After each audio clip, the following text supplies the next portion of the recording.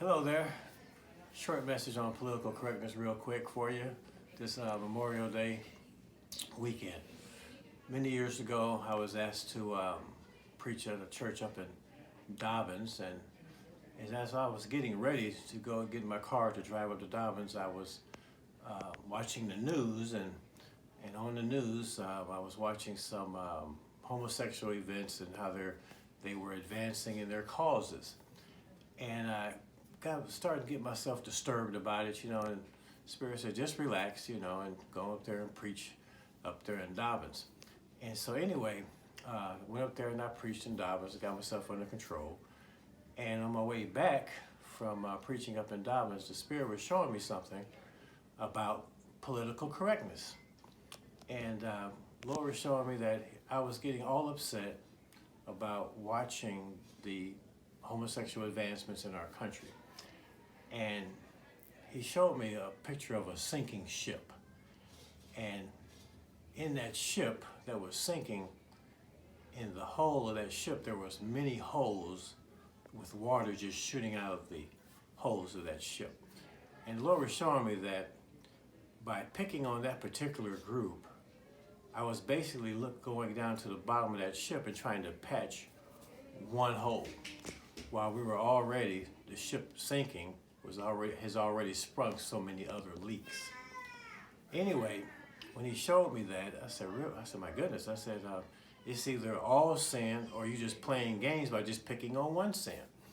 And so there was a couple of ladies on my route that I had years ago, and this is a story of what political correctness has done to the American people.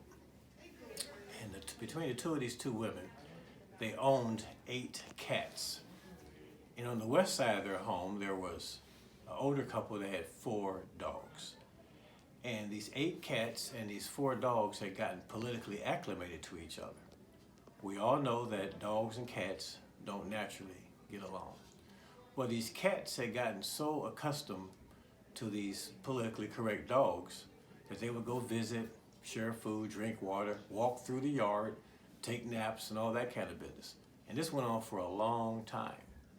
Well, to the detriment of these cats, they had gotten used to a situation that wasn't real. And as times passed, the older couple with the 4 politically correct dogs moved away. And then a younger couple moved in that had 2 real dogs. Well, the 8 politically correct cats that had gotten used to a situation that just wasn't natural didn't realize that reality was now next door. And guess what started to take place? 1 cat went to visit, 2 cats went to visit, 3 cats went to visit, 4 cats went to visit, 5 cats went to visit, and by now you're probably wondering what happened to those 5 cats. They got killed. The dogs chewed them up. A 6th cat went to visit, and he barely got out with his life temporarily. A bite pulled out of his side and a broken leg. Drug himself back home. And there was 2 cats remaining. And the cat that got his leg broken and a bite pulled out of his side, obviously with his last words, he told those 2 cats that remained to denounce political correctness. It's good to be a cat, it's good to think like a cat, and it's good to observe boundaries. And that cat died.